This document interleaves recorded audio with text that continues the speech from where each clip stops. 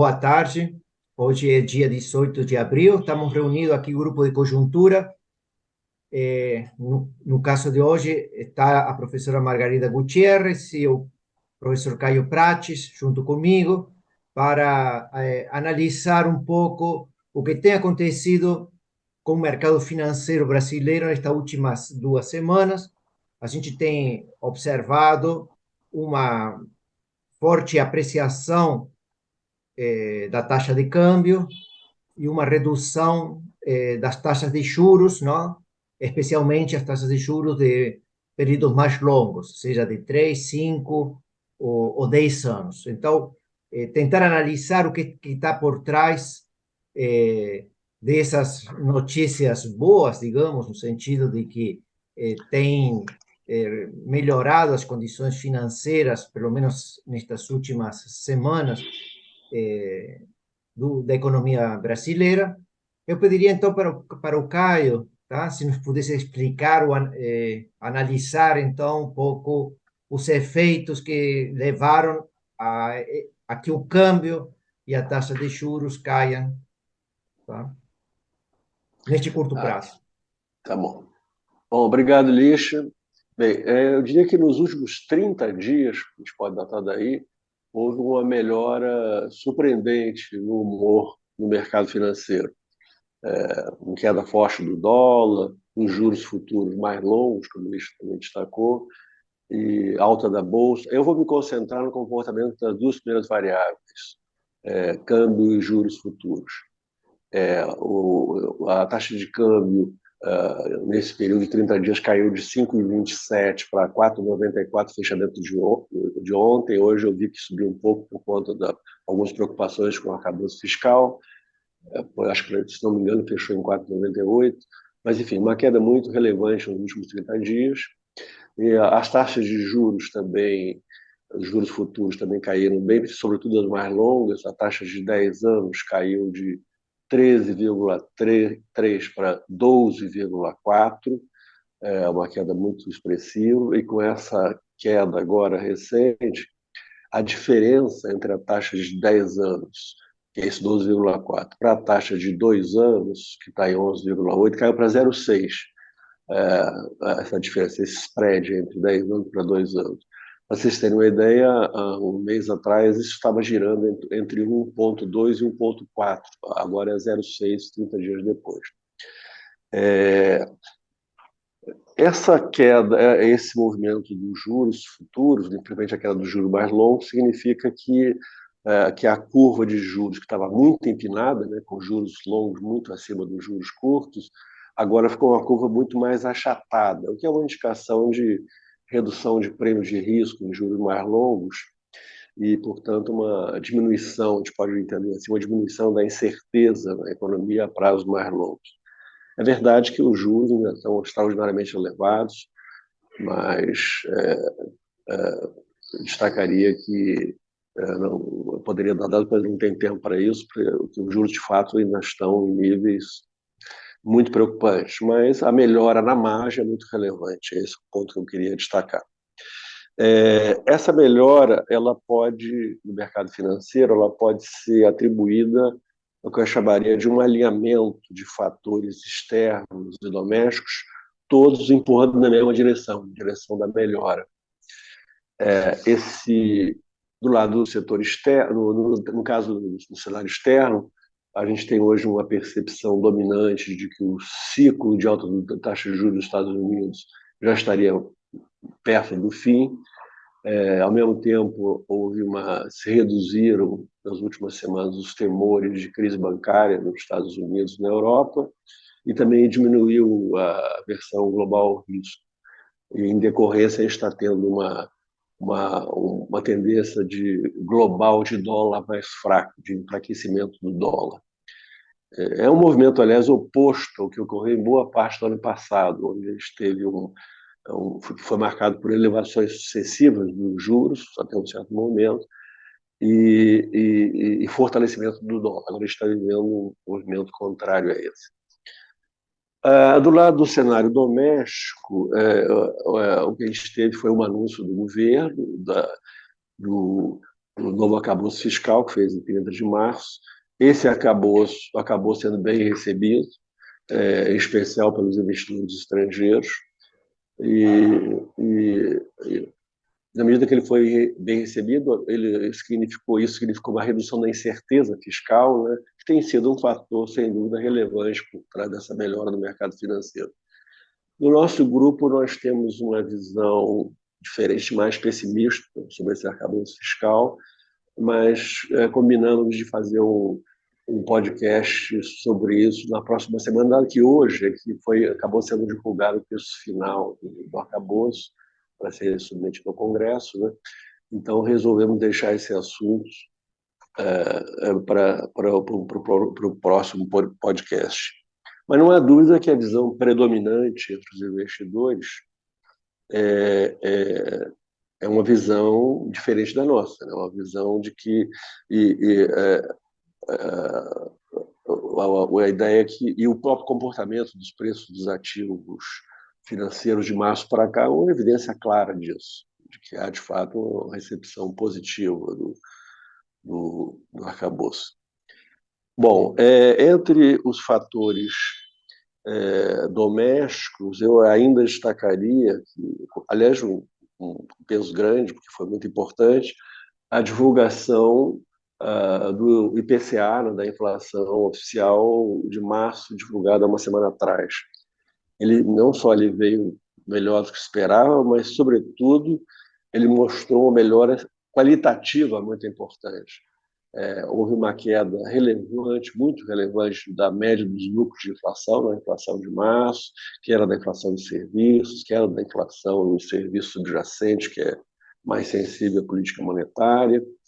Então, é um conjunto de indicadores positivos que sugerem, né, a confirmar, haver a possibilidade de um comportamento mais benigno da inflação daqui para frente, talvez até surpreendendo os analistas de um modo geral em relação à inflação que continuam projetando para esse ano. A ver.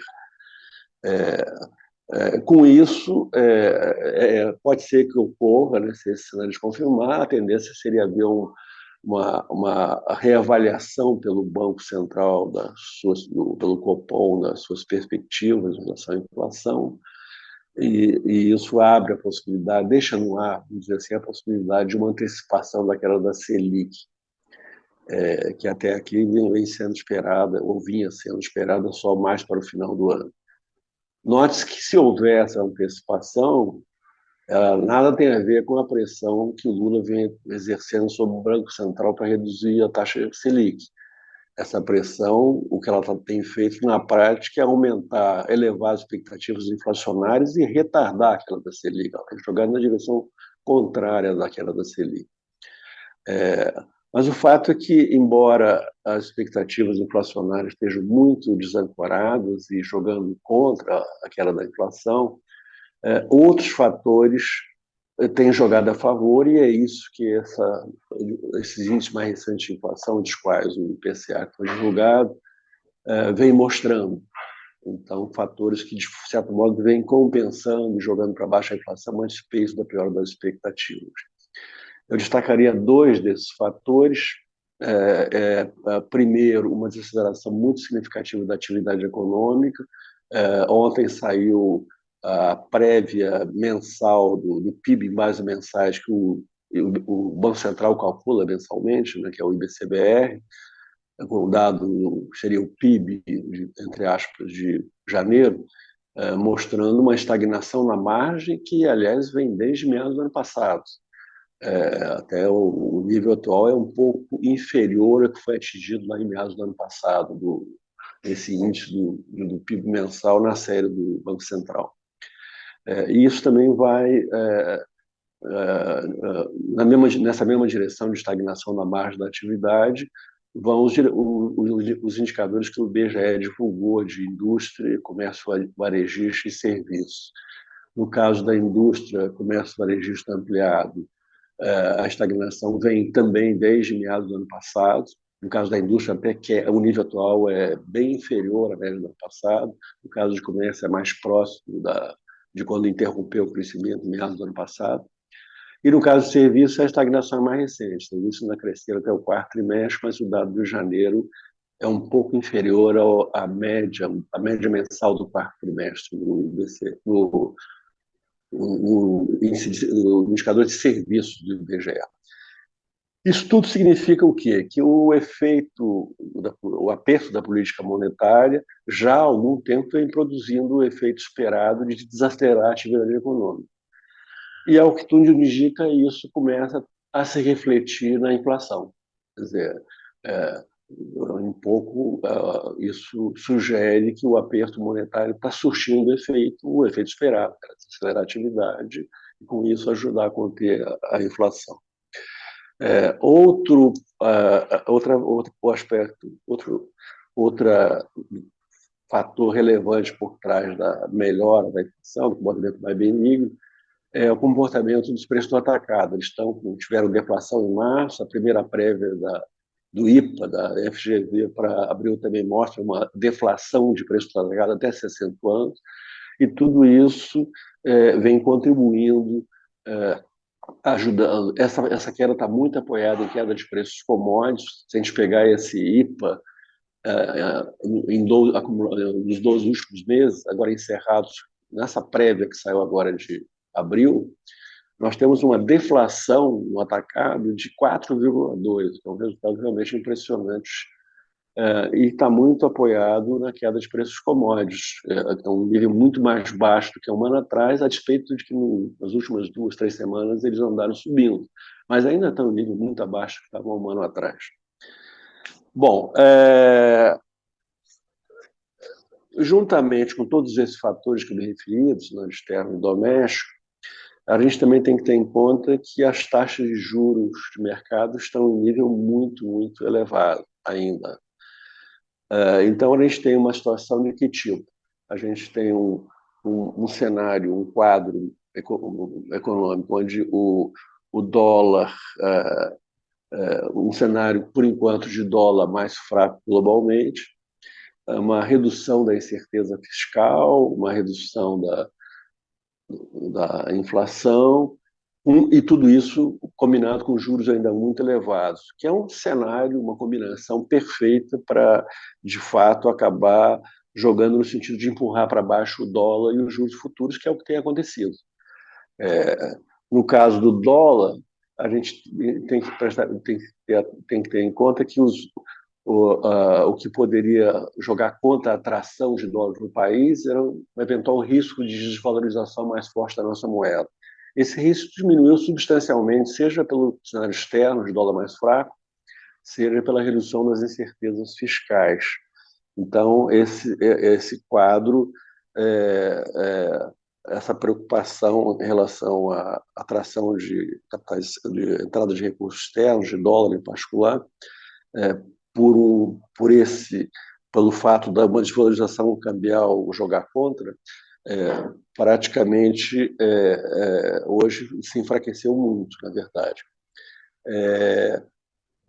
No caso, então, o que a gente tem nesse contexto é que, na verdade, isso tudo combinado com juros muito altos e com viés de queda, é importante ter isso presente, taxa de juros de mercado muito alta com viés de queda, tudo isso é um poderoso fator de atração de dólar para o país.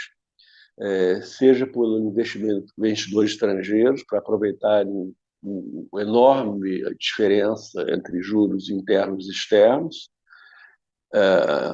Parênteses, é claro, agora isso funciona como atração. Enquanto havia incerteza sobre a fiscal e sobre o cenário mundial, essa diferença de juros funciona pouco para atrair dólares, porque você sempre tem o risco de uma desvalorização cambial e anular o ganho do investidor estrangeiro. Esse cenário é muito diferente agora. Então, agora você tem uma atração poderosa de investidores estrangeiros, assim como também tem uma atração, um estímulo grande para exportadores internalizarem mais rápido seus dólares, para aproveitarem os juros altos. Então, tudo isso joga a favor, tem atuado no sentido de jogar o dólar para baixo. No caso das taxas de juros de mercado, esses juros muito altos com viés de queda, que eu me referido, também são um estímulo muito forte para quê? Para que aumente a demanda pelos títulos de renda fixa, para os investidores aproveitarem os juros altos, mas com viés de queda. É, então, isso funciona nesse sentido, de aumentar a demanda por títulos, em particular os que estavam mais altos, exatamente os títulos longos, os juros longos.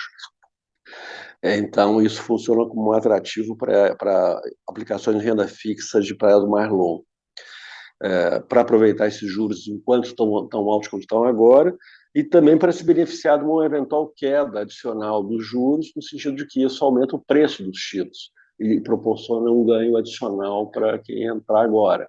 Então, tudo isso joga nesse sentido. Para concluir, quer dizer, a questão que fica no ar, né, é se esse comportamento recente do dólar e dos juros futuros, se ele vai sustentar. Né? Essa é a questão que tem que se pôr.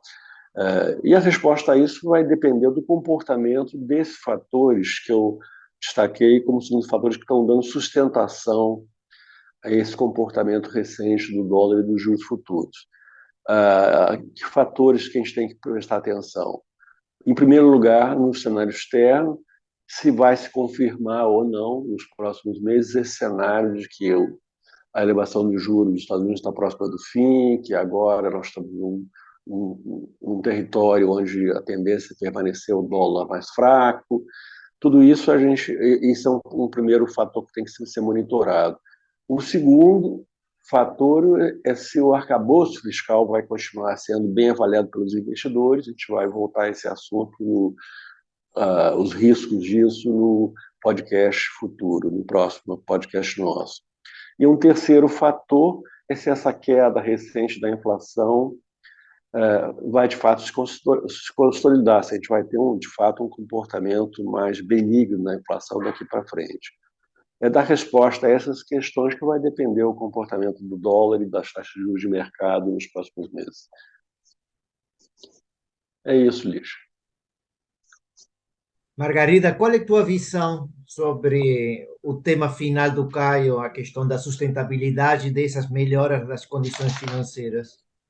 Eu acho que o ponto mais nevrálgico aí se refere à questão fiscal, né? Porque a gente vai discutir, como o Caio colocou, na próxima terça-feira, mas é que o novo arcabouço fiscal ainda tem muitas incertezas, a começar pela política de valorização do salário mínimo, né? Enfim, tem muitas coisas aí ainda a serem detalhadas. E eu acho que isso a gente não vai ter na próxima semana. Na verdade, a gente vai ter ao longo de um período maior, onde o Congresso vai se posicionar, onde eventualmente o executivo também vai poder definir já uma política de valorização do salário mínimo, que é fundamental para a trajetória das contas públicas. Então, em certo sentido, eu concordo assim integralmente com o Caio. Essa melhora que a gente está tendo, a gente não pode garantir que tem por trás fundamentos que expliquem consistentemente essa melhora no tempo. A gente não pode realmente afirmar nada. Né? Mas eu acho que a maior incerteza é a questão fiscal, como sempre. Ou seja, os elementos domésticos vão predominar sobre os determinantes externos que o Caio destacou, seja a política monetária americana, a questão da crise bancária. Tudo se a gente não tiver uma crise bancária, uma crise financeira, que esse risco hoje está um pouco deixado de lado. Né? A gente até agora não está contando no nosso cardápio com essa possibilidade. Apenas se o cenário internacional se acirrar muito, no sentido de aversão global a risco, aí o capital flui para o porto seguro, que se chama dólar. Né? Então, aí os emergentes, em geral, vão se prejudicar por esse contexto mais difícil. Mas isso hoje não está muito no radar. Né? Eu acho que aí os fatores domésticos é que vão falar mais alto caso o cenário internacional fique como ele está hoje configurado. Né? Margarida, teve um ponto que o Caio não destacou das condições domésticas, que foi o fluxo cambial. Qual é a tua visão sobre a gente sabe que esse fluxo cambial extremamente positivo no primeiro trimestre do ano, de acordo com os dados divulgados pelo Banco Central na semana passada, estão muito associados a um fluxo comercial, Tanto é assim que a contratação de câmbio comercial e o saldo exportador superavitário, a diferença diminuiu muito, indicando que esse movimento de entrada de dólar está sendo muito colocado, muito feito, muito realizado pelos exportadores e buscando aquilo que o Caio colocou, um diferencial de juros bom, com um risco cambial pequeno, com um risco inflacionário um pouco reduzido, com um risco fiscal um pouco reduzido e com uma perspectiva de viés de queda da taxa de juros, o que valoriza os preços dos títulos. Então, até o presente momento, o grosso desse movimento de apreciação cambial, explicado pelos fluxos, tem a ver com os exportadores internalizando dólares, mas motivados por isso tudo que o Caio colocou. Eu acho que a continuidade desse movimento, dessa percepção, vai atrair o capital financeiro, vamos dizer assim, né? O segmento financeiro do fluxo cambial. Caio, você gostaria então de apresentar algum outro aspecto? Não, não, eu concordo com o que a Margarida falou. Acho que basicamente é isso que eu está pensando, na verdade, né? Que dos três aí fatores, eu acho que o que está mais parece mais bem encaminhado é a questão da inflação. Acho que a inflação há boas razões para a gente imaginar que ela pode se surpreender positivamente. Vamos ver. Claro que uma inflação de um mês é muito pouco para se definir alguma coisa, mas é que a combinação de desaquecimentos, claro, da atividade econômica, queda forte do IPA, dos preços do atacado, sugere que aquele fator negativo, né, que o Banco Central dá muita importância das expectativas, pode estar sendo contrabalançado por esses outros fatores muito poderosos, jogando a inflação para baixo. Então, é possível que a gente tenha até uma surpresa inflacionária no sentido de alguma revisão para melhor das expectativas de inflação para esse ano e para o ano que vem. Mas isso a ver, né? O ano que vem ainda é muito dependente dessas questões que a gente está discutindo, certeza fiscal e tal. Mas nesse ano eu acho que talvez o índice de inflação fique abaixo desses 6, por exemplo, que o Foco está projetando. Eu acho que o cenário parece caminhar para uma coisa um pouco mais benigna. Mas isso é Você, a ver, você, né? você espera que tenha uma redução da Selic na reunião de junho do Copom? Lembremos que a reunião de É muito junho do cedo para Copom falar, vai porque ser um a pouquinho gente anterior. apostaria mais em agosto, mas eu não descartaria totalmente junho, a depender da evolução da inflação nesses meses próximos, né?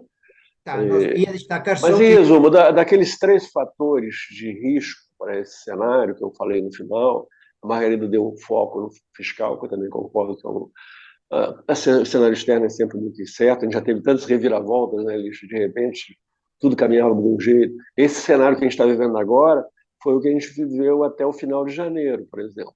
Aí, de repente, o Fed chega e muda o discurso, diz que os juros vão ter que subir mais, e não sei o quê. Aí teve até uma revalorização do dólar em fevereiro.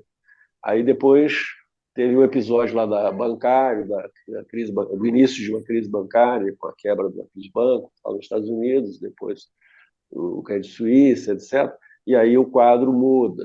E agora a gente está vivendo uma calmaria que nos aproxima muito do cenário que a gente estava vivendo ali até final de janeiro, onde a ideia de pouso suave, ou numa recessão moderada, não mais do que isso, e um cenário de dólar fraco, porque os juros não vão parar de subir, e não vai haver uma aversão ao risco, que aí jogaria o dólar para cima mesmo com juros baixos, por conta de aversão ao risco, mas é um cenário sem aumento da aversão global ao risco e com os juros encerrando o ciclo de alta nos Estados Unidos. Esse era um cenário de dólar fraco. Então, sobre esse cenário, parece ser o mais provável hoje, mas de fato a gente tem que ter uma cautela, né? Porque isso já mudou algumas vezes nos últimos 2 anos. E o terceiro cenário eu estou mais otimista, que é o da inflação. Eu fiquei bem impressionado com esse último mês de inflação, abrindo, né, a qualidade da queda da inflação, não foi só o número em si. E vamos ver se isso se confirma ou não nos próximos meses. Eu dei alguns argumentos fora para contrabalançar as expectativas, né? Por que estaria havendo isso? Acho que o efeito perseguido pelo Banco Central, que era desaquecer a economia, Claro que idealmente o ideal era precisar desaquecer menos se as expectativas estivessem mais favoráveis e o dólar tivesse caído antes. Esse seria o cenário melhor.